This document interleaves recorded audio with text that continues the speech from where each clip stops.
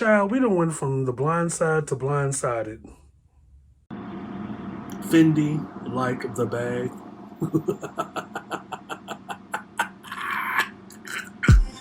This is the I Refuse podcast. This is Mr. Fox, the I Refuse podcast. I'm back. Thought y'all can get rid of me, but I'm back up in this piece over the summertime of the I Refuse podcast while we get season 5 ready for y'all asses in the fall. So I was minding my African American business like I normally do, and yet again, couldn't make it through the weekend without some more explosive stuff. So, in case you've been living under a rock, you've been living in Amish country. Michael Oher, former Baltimore Raven, and whose life inspired the movie The Blind Side, which is based on a book by some guy named Michael. The Blind Side, starring Sandra Bullock, has filed a lawsuit against the 2 white people that took him in, claiming that they weren't his actual guardians. They made him fill out like a 14-page document that actually turned out allegedly to be conservatorship documentation, not adoption papers. There's a difference. And he goes on to claim that while they made all this money off of The Blind Side, that he did not get a dime of that money.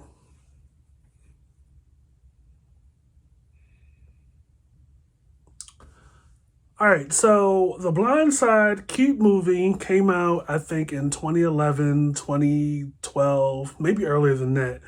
No, I think it was earlier than that.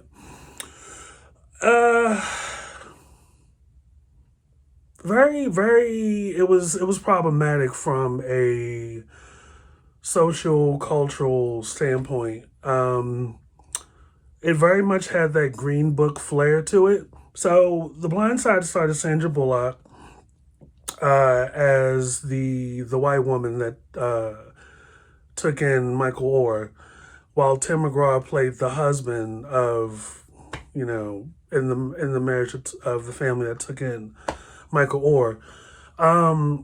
The movie, even though the book claimed to be based off of Michael Oher's life, the problem with the actual movie is that Michael Oher is essentially, the character is reduced to like a vanity character, you know what I mean? Sandra Bullock is the lead actress. And it essentially, the movie revolves around her character. Whereas in reality, it was Michael Oher's life. But in the movie, it was almost like he was a mute during the whole movie. And when I say the Green Book treatment, for those of y'all that don't remember, there was a movie that came out a while back with, I believe, Christopher Waltz and Mahershala Ali called the Green Book, I believe. Now, the reality is, so the movie is based on a true story, but they kind of did a bait and switch with the movie. Some of the stuff in the movie was factual, but the reality was it was based on Mahershala Ali's character. It was a real life guy, and the reality was he had a more prominent role in his in his life. It was supposed to be from his perspective, but in the movie, it was more like the black male character was the magical Negro to Christopher Waltz and was reduced to a supporting character. So in some ways, The Blind Side was, and Green Book are kind of like that in similar ways. And unfortunately, I think the real life family that inspired, I guess, The Blind Side, got all the attention. Like, you saw more of this white lady and her white husband and the white husband on all the talk shows, all the morning shows, like during the media rollout supporting this movie, you didn't see that much of Michael Oher, and it was supposed to be his life. Um, the movie was okay. I personally think the Academy Awards that year should have went to Gabourey Sidibe because I believe Sandra Bullock and Gabourey Sidibe were in the same category. Gabourey Sidibe was up for a Lead Actress Academy Award for Precious, but Sandra Bullock got it instead. Politics, of course. It's very rare that they'll give an Academy Award to more than one black person a night. That's the real tea. So when I first got this story about Michael Oher, I was like, why are we filing the lawsuit now? Like, it's been almost a little over 10 years. You're a grown-ass man. I don't know the last football team you played on after the Ravens. But when the movie came out, he was either on the Ravens or was about to be a part of the Ravens. But you didn't hear that much more out of him, or you didn't see him that much, or you didn't see like significant stats or anything. And it was like after a while he came to be, oh, that guy, the guy that had the movie and the book based on his life. And while I understand that some people take creative license, some people, production, writers or whatever, stand to dramatize or upplay certain aspects. And unfortunately, in The Blind Side, the theme of Michael Oher's character was that he was just that poor kid in the neighborhood that was neglected by the system, neglected by his parents, and you never really saw any character development in the movie, The Blind Side, of Michael Oher's character. Like I said, it was more like he was a mute, or he was like an invalid almost, didn't really see a whole lot. And the focus was primarily on Sandra Bullock's character. Now, I don't know if that was Sandra Bullock's doing or the director or whatever, because, Sandra Bullock is a big star or whatever. But it's just funny how all the attention was given to the family and not much was given to Michael Oher. And mind you, like, Michael Oher did survive and thrive from that environment with the help of the family. But let's not downplay or like skip over the fact that Michael Oher actually did all that himself for the most part. Yeah, a little help goes a long way. But, Michael Oher worked really hard to get into professional football, become a name. And while the movie did help him in some ways as far as bring more attention to his life, the movie really didn't showcase more character development or expand on Michael Oher outside of being, I guess, the inferior black or ignorant black or, the stereotypical black in the white gaze. So I found it interesting that this came about so long. My first instinct was like, is it because he needs money or something? But then I actually read the story a little bit more. He was close to the Tuhoy family. The petition for appointment gave the Tuhoys all the powers of attorney to act on his behalf and explicitly say that Oher shall not be allowed or enter to any contracts or bind himself without the direct approval of his conservators. Now, a lot of us became aware of conservatorship being a thing off of the Free Britney situation. A lot of us were not aware that Britney Spears was under conservatorship for so long. And looking back, a lot of us theorized that she was essentially being forced to perform regardless of her mental and emotional state because her parents were living off of her. I don't know if her little sister was, but, these performers, athletes, actresses, child actors, and child performers are essentially the breadwinners. And these conservatorships, very toxic, very unreasonable, and like immoral and unethical. Britney Spears, like Michael Oher, well into their 30s, almost to their 40s, still under conservatorship. And I wonder what was the turning point for Michael Oher to turn around and be like, something about this isn't right. Now, I put aside my argument about, oh, he's just doing this for money. I bet if you ran an audit on the Tuhoys, they're living fat because it's not only the book, it's not only the movie, but it's like commercial rights, speaking engagements, copyrighted intellectual property, and I'm sure they made hand over fist the last 10 or so years, and royalties, of course, probably. Because even though it was Michael Oher's life, The Blind Side, they benefited the Tuhoys from the Blind Side movie directly and specifically because their characterizations and their the white savior theme was the primary theme of the movie.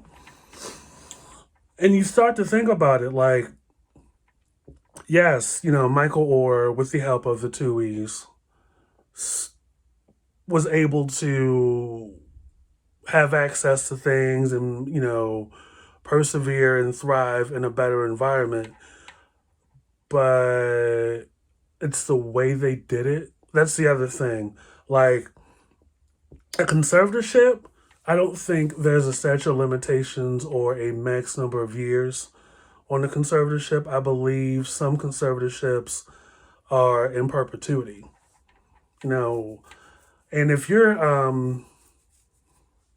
if these are people that are acting as your parents, you're taken in as a grade school kid or a high school kid, and there is no blood relative or a distant blood relative to fight their guardianship and can argue effectively against it, you kind of have to go with it.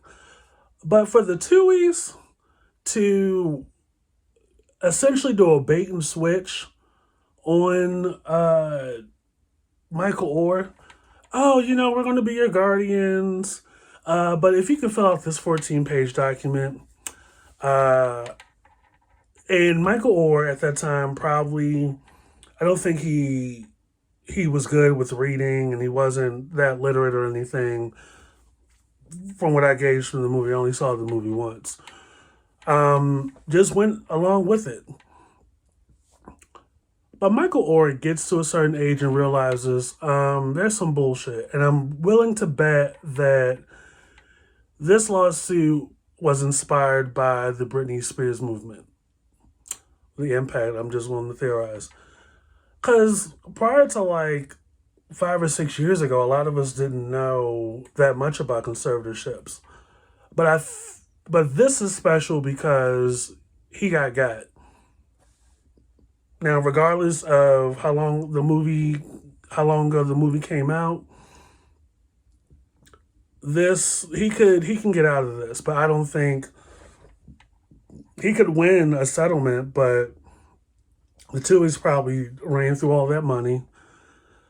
They're probably way past retirement age. So he's probably not going to get much, but I think the principle is what matters to Michael Oher. I don't know what he's doing these days, but this is definitely something that is interesting to me from several different angles. According to Oher's petition to terminate, he was falsely advised by the Tuhoys that because he was over the age of 18, that the legal action to adopt Michael would have to be called a conservatorship, but it was, for all intents and purposes, an adoption. So they trying to move the goalpost on his ass. The Tuhoy family was long maintained that they adopted Oher, including on the family's website, as well as the website for their charity foundation. According to Oher's petition to terminate, that bedrock tenet that the family adopted Oher allowed the family to enrich themselves at Oher's expense. The lie of Michael's adoption is one upon which co-conservators Leanne Tuhoy and Sean Tuhoy have enriched themselves at the expense of their ward, the undersigned Michael Oher. Michael Oher discovered this lie to his chagrin and embarrassment in February 2023 when he learned the conservatorship to which he consented on the basis that doing so would make him a member of the Tuhoy family, in fact, provided him no familiar relationship with the Tuhoys. Now, I think what they're saying here is like, it was like a smoke and mirrors kind of situation. Like, you're not taking me in to be part of your family. You're actually taking me in for monetary gain.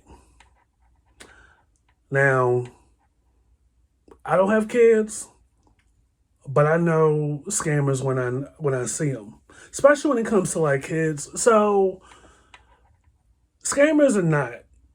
Here's the difference between foster parents and scammers. Foster parents and scammers could take in kids and they get a lot of money per child. And they get, I think on top of that, money for the living quarters for their house and stuff, maybe like tax write-off, stuff like that. I know about this because there is a gay couple that I knew socially years ago, adopted 4 kids. It's like the United Nations over there. 3 or 4 beautiful kids. They were about 6 or 7. They're probably in their teenage years right now. At the time, the gay couple both worked at in some capacity at Johns Hopkins, right?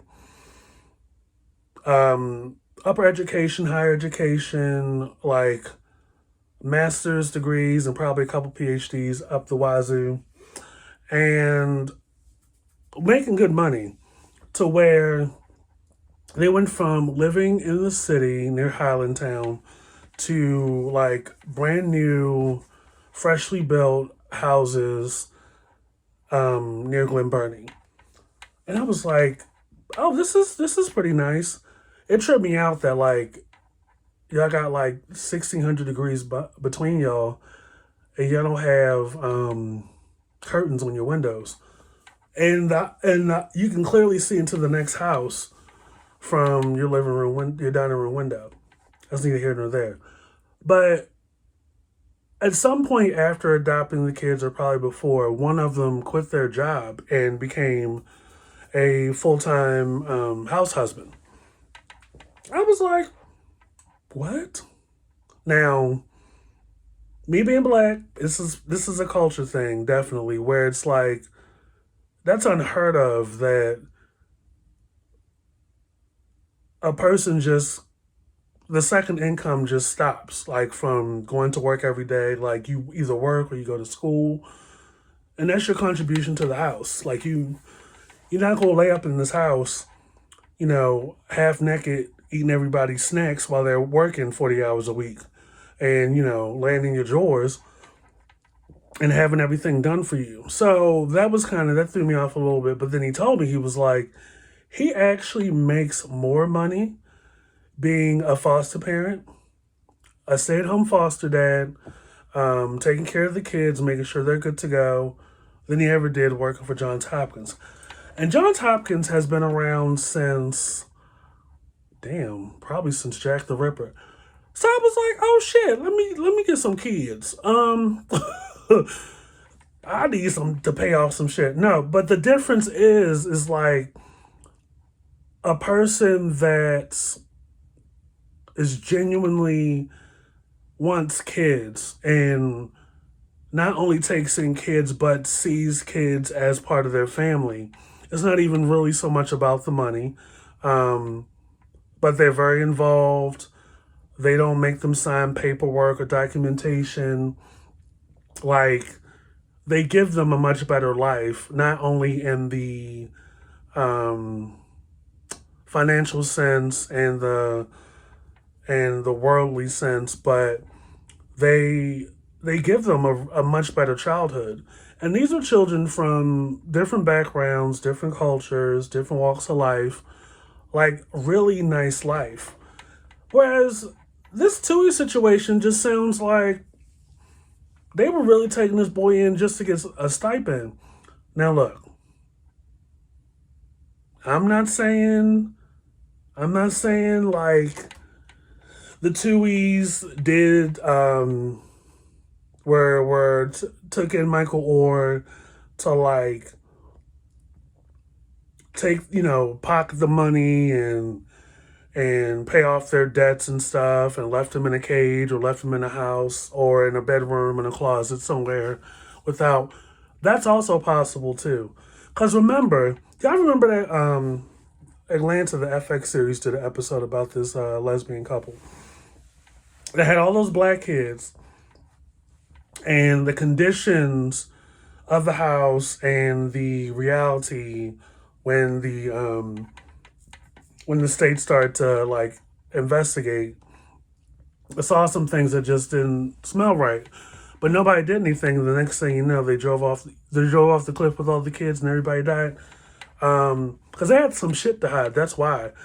But this Tui's Michael Oher situation, I wouldn't say it's to that extreme, but there are definitely a lot of people out here that like collect kids for money. They do not act paternally or maternally towards the new kids. But at some point they they get some attention from it, right? And it becomes this whole worldwide thing. There's like a cover story or a news article that turns into a book, that turns into a mini series, that turns into a documentary, that turns into a movie. And all the money that's coming in from all of this isn't going to Michael Oher. And I'm sure a lot of people looking at this now from a middle class white person standpoint is probably like, motherfucker, you played for the Ravens. You played professional football for how many years? And you didn't complain about not a single thing. Now that you're not playing football anymore, you wanna sue these good white people that took you in, changed your life, and all this other stuff. But here's the thing. In some ways, conservatorship is like the new form of like indentured slavery.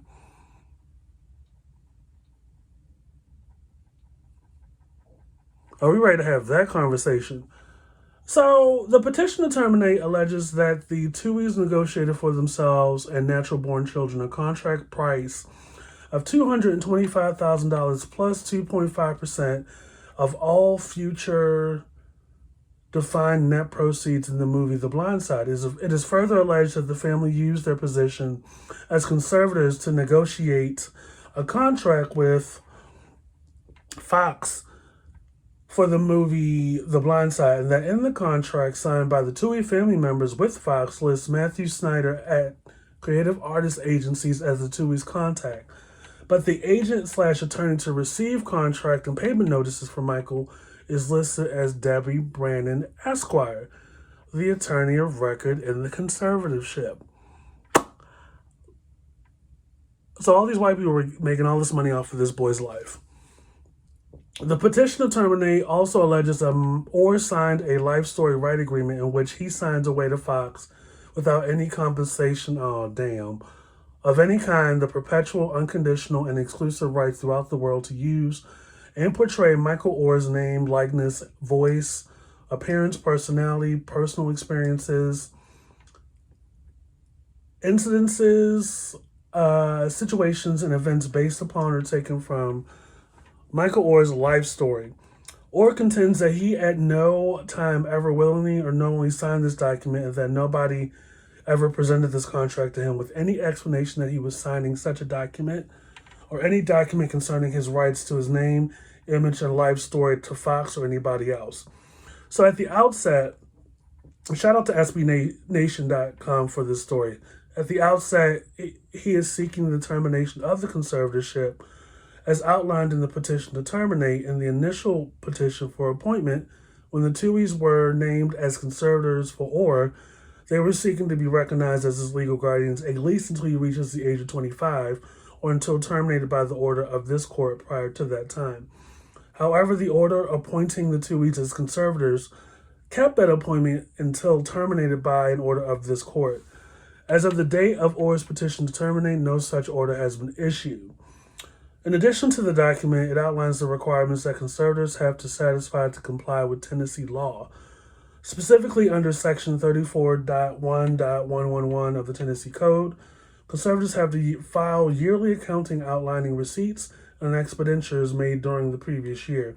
Furthermore, he alleges in the petition to terminate that the Tuhoys have never filed a required statement of fiduciary as to physical or mental condition of the disabled person to inform the court whether the conservatorship should continue gain a requirement under Section 34-1-111 of the TCA.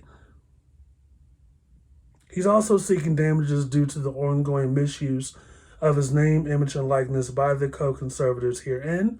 He asserts that the Tuhoys had a fiduciary duty to Oher to act in the best interest of Michael's rights regarding his name, image, and likeness, and to account yearly regarding those assets.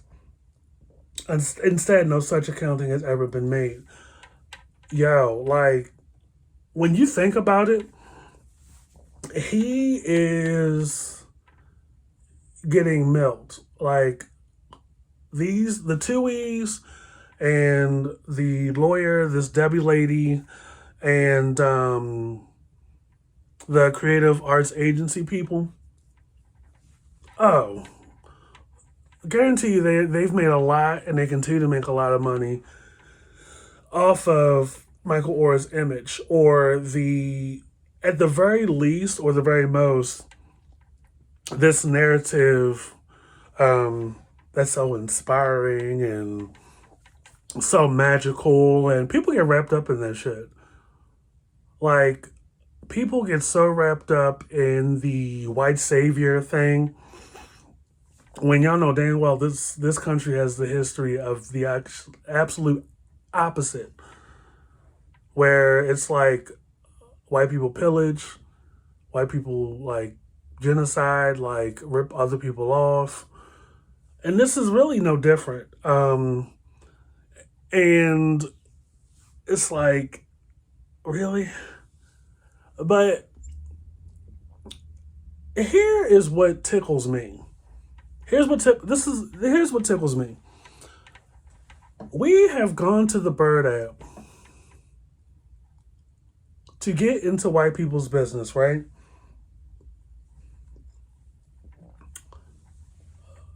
The white business being that of the Tuhoys and, with Michael Oher. And because we know about the movie The Blind Side, we are making Sandra Bullock catch strays. Like, Sandra Bullock is still grieving from the death of her partner who died, I believe, of some kind of cancer, I think. No, ALS. Like, he died not even like a month ago, right? So here we go, down to the Bird app to get into white people's business, pulled a Jennifer Aniston towards Sandra Bullock. Oh, the tweets are crazy. Y'all are saying Sandra Bullock is sick. not realizing that that was just a role in a movie for an actress to play. She is not related to the Tuohys. She she probably doesn't even go over there every year for like dinner. Cause I guarantee you. So it's just Sandra Bullock is an actress doing business for roles. Goes to set, does her character research or whatever, gets into character, films for production 2 or 3 months for the movie, gets her fee, and goes back home. Y'all actually think Sandra Bullock's intertwined with the Tuohys, or did y'all actually think she was Miss Tuohy? Like, I know Sandra Bullock is a great actress, right? She's been doing the damn thing for almost 40 years. But y'all really need to get outside and touch a blade of grass. I was at Panera Bread earlier, tickled because y'all are in white people's business, fresh off the heels of telling Jennifer Aniston off when defending in defense of Jamie Foxx, when she was in his business, misinterpreting slang that he was using. And I guess another white person told her that it was anti-Semitic, which it was not. So she took the misinterpretation, threw him under the bus. I guess all the blowback inspired Jamie Foxx to apologize, which black people of color, you really got to get out of people pleaser mode. If when you know deep down in your heart you didn't do or say anything wrong, stop apologizing. I made that mistake in 2019. But yeah, like Sandra Bullock is somewhere minding her business, grieving over the death of her partner, who she had been with for a while. And she is catching strays today, and probably for the next couple of days until another trending topic overshadows this one. And just catching strays down to the little bird app, because y'all have no discernment. But I'm tickled. Mr. Fox the I Refuse podcast is tickled. Y'all are like reading her the riot act for a role she played over 10 years ago.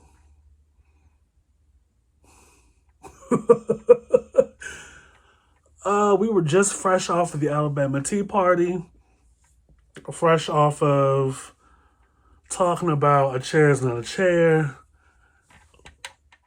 fresh off of Jennifer Aniston's ass, telling her to mind her business, yet here we go. We mind somebody else's business. Meanwhile, a lot of us probably didn't even read the article, probably don't even know what the conservatorship is. But we down at the little bird app, and I'm tickled that Sandra Bullock is catching strays. Because Sandra Bullock is a non-problematic white woman. Like, I put her in the category with Reba and Cher and Dolly Parton and Jessica Chastain. Who else is non-problematic? Reese Witherspoon is a little iffy. And when I say, like, problematic, I'm not just saying, like, racially ignorant or anything. It could be, like, you can be an all-around bitch and I can consider you problematic. But Sandra Bullock just is out here with her black baby, doing the Madonna thing and staying, to herself and making sure her adopted kids are healthy, trying to maintain a healthy dating life. And that's about it. Like, she's booked. She has a production company. She hasn't hit anybody. She hasn't, like, fallen out of a car drunk. She's just minding her Midwestern white woman life. And she is busy. She is taking strays right now. Taking strays. Like, y'all got to get off this internet. But you know what? Matter of fact, stay on the internet so I can keep talking about y'all. This Michael Oher conservatorship, just conservatorships in general, are a goddamn mess. But this is definitely a story worth following because not only from a racial perspective, where it's like you took somebody in, and I theorize you definitely benefited from his ignorance of not being that literate, having him sign all these documents when he was underage, giving this false impression that he's part of the family when it was actually, you were actually doing it out of monetary gain. And now you, like so many other white people, are coming to find out the chickens are coming home to roost. Like, we beating y'all asses down at the docks because y'all want to get out of character with us after we try to be nice to y'all. Now, once we arrive to the point of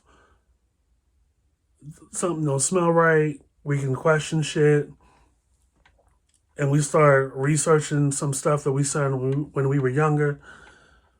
Oh, yeah, this will definitely be worth watching.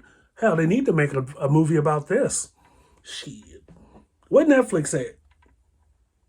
Because now that we got this chapter, Michael Oher can stand to, like, get some people to make a documentary about this. And this could inspire, like, the way white, well-to-do foster parents look at black children. Because I guarantee you me that we are repeating history in this country. Like, we continue to repeat it because A, we don't acknowledge it, and B, we just operate out of self-interest. Well, white people do operate out of self-interest. And now we are reliving an era where white people just don't want to work. White people don't want to do anything.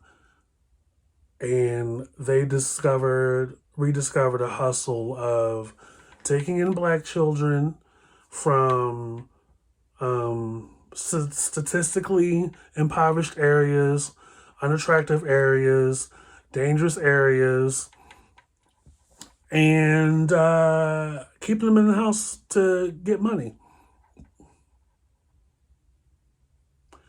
And then we allegedly hatch a plan where we take a particular story, or we take a narrative and we present it to the public. But before we do, we're gonna make this black kid sign this 14-page document, right? Where he essentially signs all his rights away, which I've listed earlier reading the story to y'all. And then we hit the media, and we hit the movies, and we hit the books. You know, we get a book made, and it's on from there. It makes me wonder how much of the Blind Side or the book, like, was the Tuhoy's doing.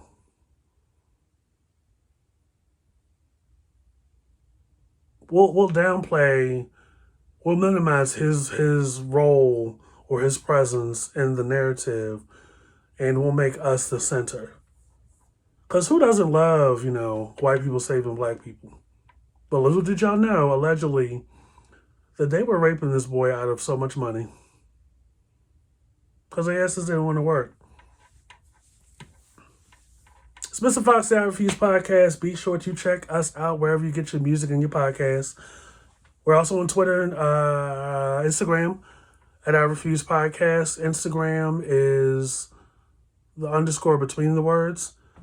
Twitter is I Refuse Podcast, all one word. We also have the YouTube channel, which is here.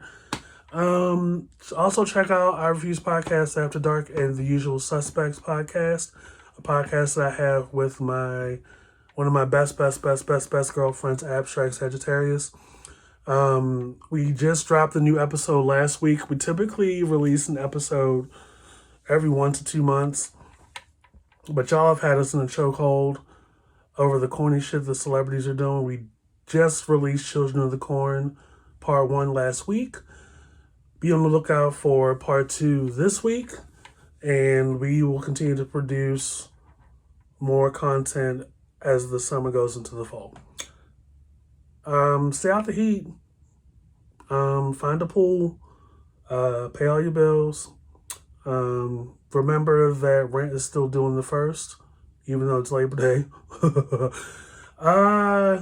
So don't, spend all your rent money on burgers and shit. And we will catch you guys later. Peace out. Fendi, like the bag.